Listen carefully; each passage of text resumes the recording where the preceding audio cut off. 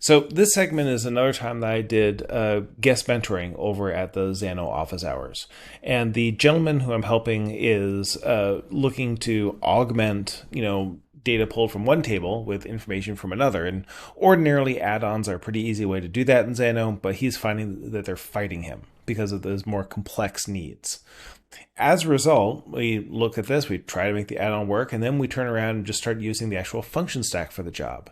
Because that's actually one of the very special things about Xano is that it's pretty good at data manipulation and allowing you to reshape data without too much ceremony using the basic primitives of conditionals, if then, and looping. Once we put those together, he was able to get his solution, and then we had sort of a broader discussion about different approaches for managing performance, which he was otherwise concerned that using the function stack would drag down. I hope you learn as much from this session as I did.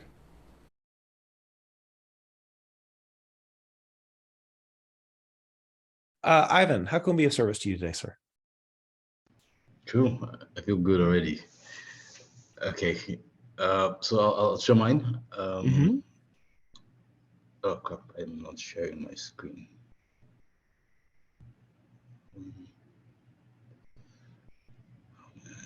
There we go.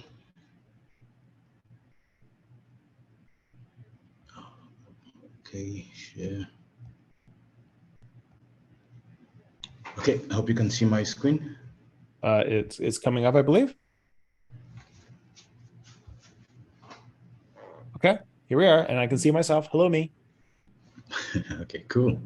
So I have here we go. I have an add-on here, which is called cache.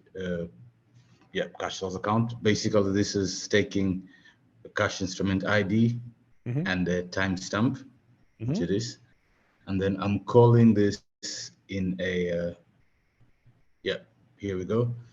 So I'm querying all records here from cache instruments. And what I'm doing here is in the output, I'm just doing a very basic add-on from what I just showed, which is taking ID, last counted, and it should give that output. So the only problem is the ID of what? The ID of last counted? Can you show me that one more? Okay, it's just taking these two. Yeah, those are the inputs of the function, but then it was the add-on that was very confusing to me. You're routing data add-on's input. And add-on's input wants to match based on the instrument ID and based on the date. Is that what you're using last counted for? Last counted, yes, last counted. So basically, what I'm trying to do is this. I'll probably show that here in the add-on. Okay. Here we go. So in the add-on, all I'm trying to say is I want to get everything from cells where the instrument ID matches, and the cells created date at is created after the last counted.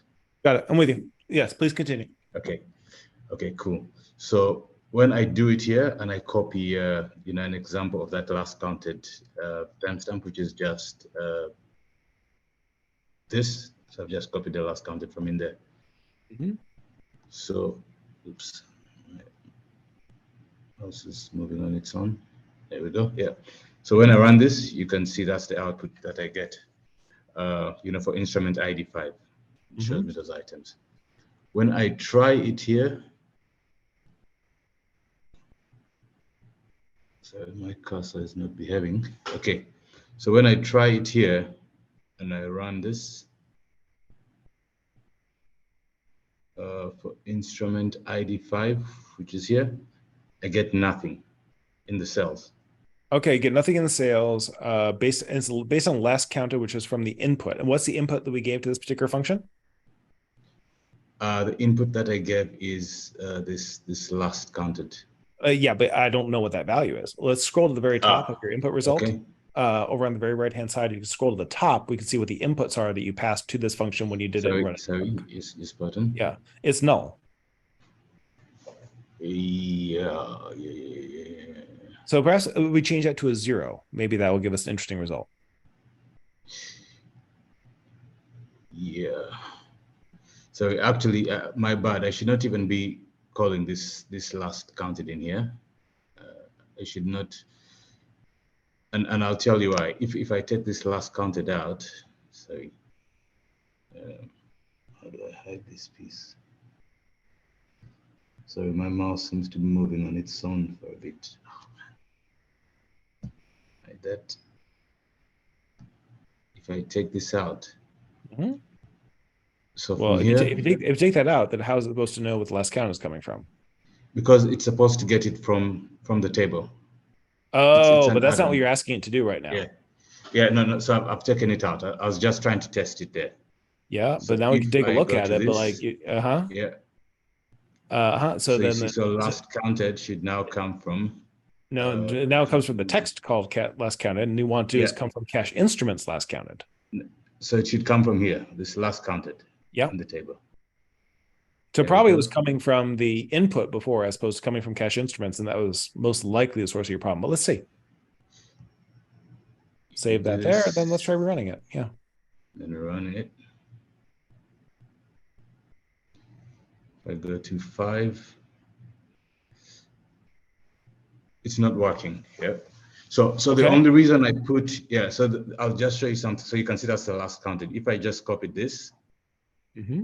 just for demo purposes, and then I come to this again, and in the output here, gosh, my mouse is just having a mind of its own. Sorry, man.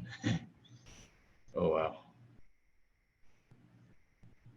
Okay, so Wonderful. if I come to the output here, Very happy for you, aren't you? oh, wow. Congratulations. Oh, wow. Okay, I'm not sure if that has anything to do with me sharing or is it just one of those days. Okay, so if I go to output there and go to that, if I change this last counted and hard code it to that value, save, save, and rerun, I'll get the output there.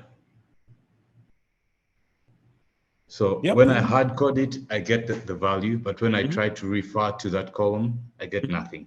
Okay, well then there are two major options available to us. One option available to us is if the add-on's not working, and like we look at the add-on, it seems like it should be working. I mean, one thing you can do is raise a ticket with the good folks at Xano. Maybe there's something weird going on. But the other thing you can do is if the add-on's not working, you can, after you do your query all records, simply loop over your records and go pull your payments one at a Yeah, time just by doing query all records and then yeah, like merging that into the yeah, greater data set. That's all yeah. the add-ons doing under the covers, right? Okay. So So the so you, I've you take done that that which they automate before. for you, make it do it manually.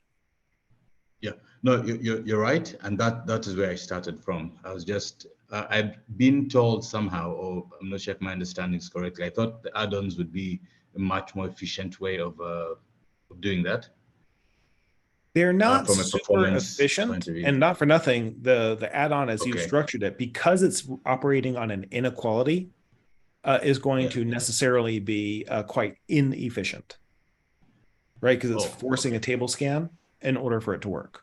Because Okay.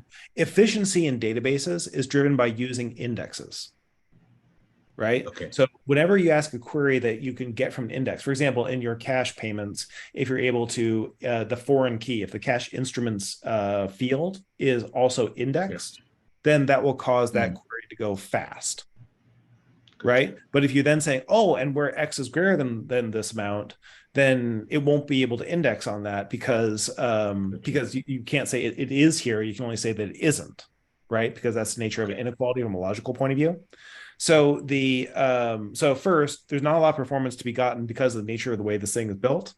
And second, using an add-on versus using it yourself will not have a huge difference in performance.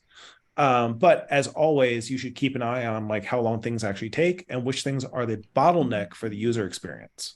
But either way, I wouldn't super over optimize for it. Like this thing right here, this is an API query that's running, a dozen queries in sequence. This one's going to be slow.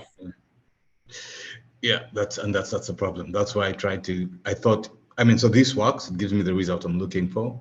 I thought to make this less slow, I was going to turn all these into add-ons. And I thought that would help with Well, you can experiment with which add-ons work, and you can also experiment with which ones drive performance for you. But okay. like all an add-on is doing is first it gets the data from the database, and then it turns around and runs the add-on query And really it's just sort of, saving you the time of having to go back into no code land, because Xano is a little bit like Python this way, in that there's a cost of going from line to line. So putting things inside a line usually makes it go faster than going from line to line, but it keeps on getting faster, and most of the time that's not going to be the bottleneck for your user. So the way I would do it is allow it to be slow, see what drives performance for the user, and then go back to figure out which things are driving the most. One more thing I might do just before we leave this topic is if you could just scroll to the top and do a run and debug, a stop and debug, a run and debug for me. From this one or from the other one? Please, from this one. Okay, from this one. It doesn't totally matter. You can, as long as you set up that it can run a little bit. If you take a look, you have a stop and debug in there. Could you just take that for a second? Yeah. And then we'll run it one more time. And then take a look at the debugger in the upper right-hand corner for me. Yep. One of the very cool things it'll do is it'll tell you how long these things take, right? So right now, the whole loop that's running on step 3 is taking about 3/4 of a second. Yeah. That's not super, but it's probably not holding up your perception of user experience. Okay. Right. So you want to pay attention to which ones are taking much longer. Those are the ones you want to ask. Okay. And then within the one that within a query that's taking a long time, what is the section that's taking a while?